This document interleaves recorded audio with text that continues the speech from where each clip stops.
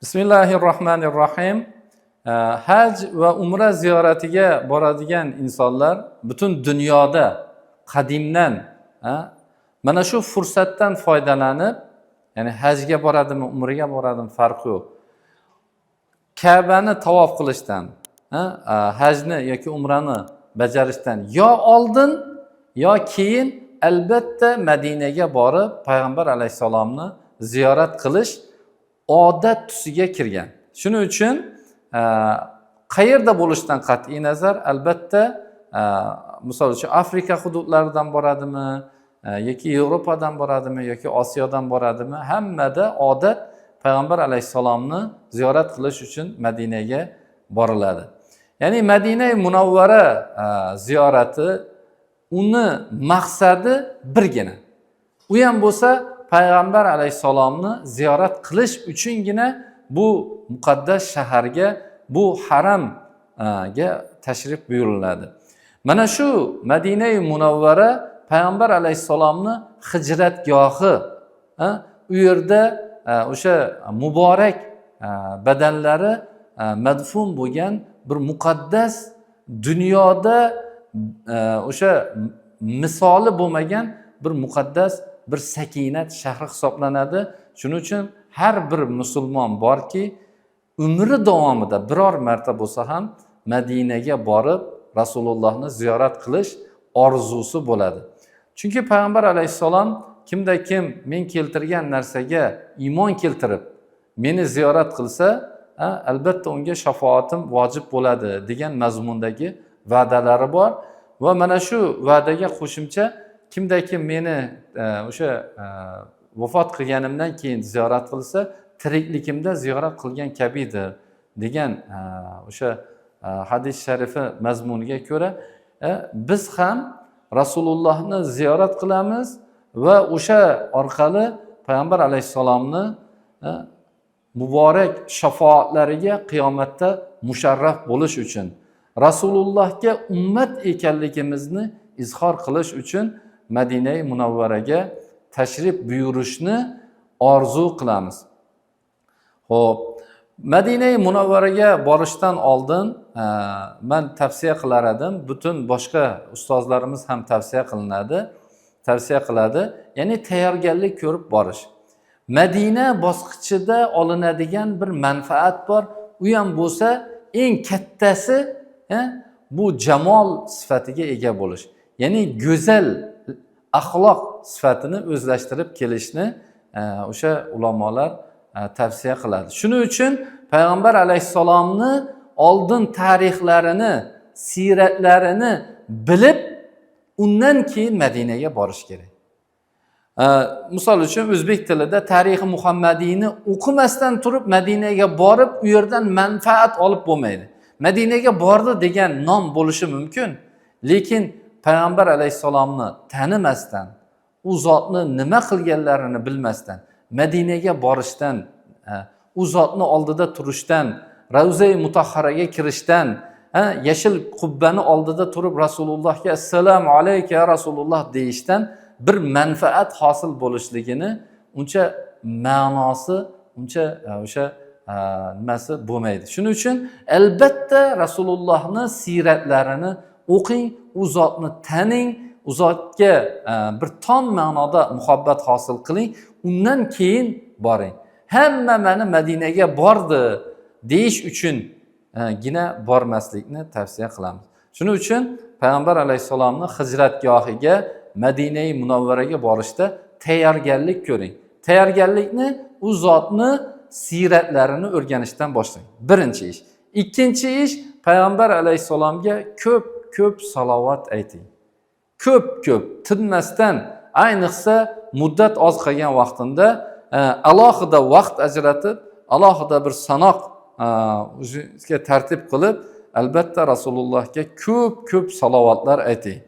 Va u yerga borganda ham boshqa zikrlardan ko'ra salovatni ko'p aytishlikni tavsiya qilinadi. Shunday ekan, Madinaga borishda mana shu tayyorgarliklar bilan boring. Va Madinada yurganda bir qoida, talab bor. Bu ham bo'lsa Qur'oniy talab hisoblanadi. odobni saqlashingiz shart va zarur hisoblanadi. Har qanday holatga duch kelishingizdan qat'iy nazar go'zal odobli bo'lmasangiz, go'zal odobli bo'lishingizga ishonchingiz komil bo'lmasa, unda siz tayyor emassiz, siz bormang. Siz sabrli bo'lib, bag'rikeng bo'lib, har qanday holatda Allohning chegarasini himoya qilib, Rasulullohning huzurida ovozingizni ko'tarmasdan, baqirib chaqirmasdan, u zotning huzurlarida, Madina-i Munavvarani har bir hududi Rasulullohning huzurlari hisoblanadi. Mana shu narsani esdan chiqarmasdan, ya'ni siz mana shunga tayyor bo'lib, dunyo qarashni mana shunga to'g'rilab, undan keyin Madina-i Munavvaraga borishingiz shart va zarur hisoblanadi. Madina-i Munavvaraga borganingizdan keyin o'sha guruh boshingiz bilan Masjidun Nabaviy, o'sha Madina-i Munavvaraning markazidagi Rasululloh o'z qo'llari bilan qurgan Masjidun Nabaviyga tashrif buyurasiz. Mana shu suratda ko'rib turgan katta masjid bugungi kunda mana shu ahvolda holatga kelgan. Bu o'sha islom olamidagi 3 ta muqaddas, alohida fazilatga ega bo'lgan masjidlardan birisi mana shu hisoblanadi. Birinchisi Makka Mukarramadagi Masjidul Harom, ikkinchisi Masjidun Nabaviy Madina-i Munavvarada, uchinchisi Quddus-u Sharifdagi Masjidul Aqso. Mana shu 3 ta masjid alohida fazilatga, alohida o'sha hurmatga ega bo'lgan masjidlar hisoblanadi. Bu masjid Payg'ambar alayhissalom suratlarda ko'p ko'rgansizlar. Mana shu hududi Payg'ambar alayhissalomni Madinaga hijrat qilganlaridan keyin o'z qo'llari bilan qurgan hudud hisoblanadi.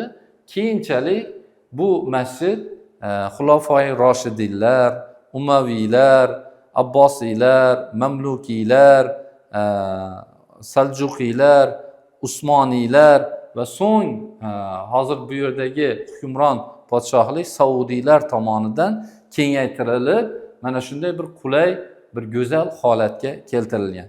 Biz Madinaga borishdagi asosiy maqsadimiz Rasulullohni ziyorat qilish bo'lganligi uchun guruh boshi bilan o'sha Madina-i Munavvaraga mehmonxonaga joylashib bo'lgandan keyin tahoratlarni tozalab, kiyimlarimizni bir go'zal suratga keltirib, bu joyga tashrif buyuramiz va mana shu yashil qubba Payg'ambar alayhissalomni Oysha onamiz bilan yashagan o'sha hujra-i saodatlari hisoblanadi. Oxirgi omonatni, nafasini mana shu yerda Allohga topshirgan va o'sha joyga madfun bo'lganlar. Muborak qabri shariflari mana shu yashil qubbani ostilarida joylashadi. Shuning uchun biz borib, dastlab guruh bo'lib, mana shu yashil qubbani oldiga borib, mana unday holatda, lekin bunday qilib, assalomu alayka ya Rasululloh, assalomu alayka ya Nabiyalloh, assalomu alayka ya imom al-muttaqin, assalomu alayka ya xayru xalqillah, assalomu alayka ya sayyidal mursalin deb salom beramiz. Agar kimda kim o'sha bu to'liq salom yodlamagan bo'lsa, unda assalomu alayka ya Rasululloh deb salom bersam kifoya qiladi. Ya'ni sizga salom bo'lsin, ey Allohning rasuli degan ma'noda bo'ladi. Undan keyin mana shu qubbai sharifning tagida, ya'ni yashil qubbani ostida Payg'ambar alayhissalomni yonlarida u kishini ikkita sohiblari, Xulofoi Roshidinlar, Abu Bakr Siddiq roziyallohu anhu va Hazrati Umar roziyallohu anhular birga o'sha yerda madfun bo'lgan, qabr shariflari shu yerda. Rasulullohga salom bergandan keyin albatta u zotlarga ham salom berasiz. Assalomu alayka ya Rasululloh, assalomu alayka ya Abu Bakr Siddiq, assalomu alayka ya Umar al-Faruq deb qisqacha mana shu salom berasiz. Agar to'liqroqni bilsangiz, albatta kitobdan qarab, o'qib, yodlab to'liqni bersangiz, nurun ala nur bo'ladi. Undan keyin salom berib bo'lganingizdan keyin qibla tomonga qarab, duo qilinadi. Mana shu joyda agar siz orqali kimdir salom yo'llagan bo'lsa, albatta ularni ham salomini yetkazasiz. Assalomu alayka ya Rasululloh, otam Abdullohdan. Assalomu alayka ya Rasululloh, onam Fotimadan. Assalomu alayka ya Rasululloh, sizga salom yo'llagan butun ummatingiz nomidan assalomu alayka deb salomlarni yetkazasiz. Xo'p, undan keyin alohida ayol erkak mana shu yerda salom berib qo'ygandan keyin erkaklar mana u joyda bu joy Bobus salom eshigi hisoblanadi. Masjidning birinchi darvozasi mana shu joydan kirib alohida yana erkaklar kira oladi. Bu yerdan ayollar bu joydan qo'yilmaydi. Mana shu yerdan kirib salom beradi. Ayollar bugungi kunda hozir mana u tomonda, ya'ni o'sha 32 darvoza bor. 32 darvozadan bomdod va xufton namozlaridan keyin alohida o'sha darvoza ochilinadi. O'sha vaqtda ayollar kirishi uchun imkoniyat yaratiladi. Shunda kirib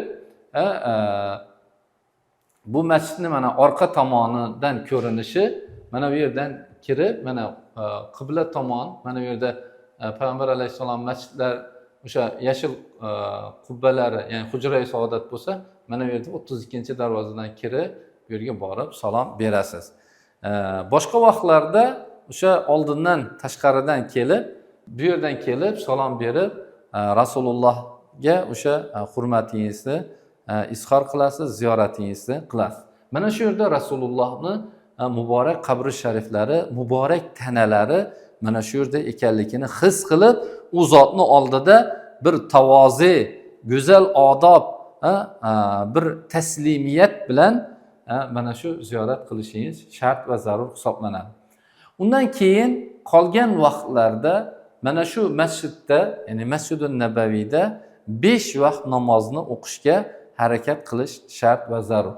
Bu yerda namoz o'qigan vaqtingizda mana shu asosiy hudud, asosiy mana u o'rta hudud va oldi hudud erkaklarniki, ya'ni T shaklida. Orqadagi chap va o'ng taraflar ayollar namoz o'qiydigan joylar hisoblanadi. Illik boshi buni alohida sizlarga o'zi olib borib ko'rsatadi. O'sha joylarda 5 vaqt namoz o'qishga harakat qilasiz. Chunki bu Masjidun Nabaviyda o'qilgan bir rakat namoz boshqa joyda o'qilgan 50,000 rakat namozdan fazilatli ekanligi aytiladi. Boshqa bir hadisda 1000 barobar fazilatli ekanligi aytiladi. Hop. Undan keyin mana shu Masjidun Nabaviyda namoz o'qish da bir e'tibor berish kerak bo'lgan xusus bor. Bu Masjidun Nabaviyda ham, Masjidul Haromda ham mana shunday, ya'ni namoz o'qish tartiblarida bir qancha farqli jihatlar bor. Buni alohida bir darsda aytamiz. Mana shunga e'tibor berasiz. Men aytmoqchi bo'lgan narsa, imom bugungi kunda turadigan o'sha joy mana shu gumbazni ostiga to'g'ri keladi. Ya'ni imomning turadigan joyi mana shu yerda bo'ladigan bo'lsa, bugungi kunda Madina-i Munavvarada ziyoratchi ko'payishini evaziga u yerda nazorat to'liq o'rnata olmaganligi uchun mana bu yerdan bu yoqda erinchoqlik qilib namoz o'qiydigan holatlar kuzatilyapti. Bu imomni oldiga o'tib namoz o'qish hisoblanadi. Bu bizning mazhabimizda, boshqa mazhablarda ham maqbul bo'lmaydi, qabul bo'lmaydi, joiz bo'lmaydi o'sha. Imomdan oldinda turish joiz emas. Imomdan orqada turish kerak. Vaholanki o'zi alohida ustunlarda bu imom turadigan chegara deb yozib qo'yadi. O'shandan orqaga borib namoz o'qish shart va zarur hisoblanadi. Madina-i Munavvarada bo'lgan vaqtingizda asosan o'zi odatda 3 kun bo'linadi. Mana shu 3 kun davomida Rasulullohni yonlarida bo'lishga, u zotni mana yonlarida yanada yaqinroq bo'lishga, masjidlarining ichida bo'lishga, ko'proq ibodat, ko'proq salovat, ko'proq o'sha Qur'on tilovati, ko'proq xayr-i ihson, ko'proq savob amallar bilan mashg'ul bo'lib, Rasulullohga bir go'zal ummat ekanligingizni izhor qilishga harakat qilsangiz, nurun ala nur bo'ladi. Bu yerda urush janjal bilan yoki mehmonxonadagi yoki boshqa bir siz kutilmagan tushgan holatni ichidagi muammolar bilan yoki boshqa bir holatlar bilan ovora bo'lib, aldanib, fursatni boy berib qo'ymasligingiz tavsiya qilinadi. Mana shu joy dunyoda misli yo'q bo'lgan bir muqaddas haram hududi hisoblanadi. Buni albatta va albatta ehtiromini, hurmatini qilsangiz, Allohning shiorlarini ulug'lasangiz, albatta Alloh ham sizni ulug'lashini esdan chiqarmang.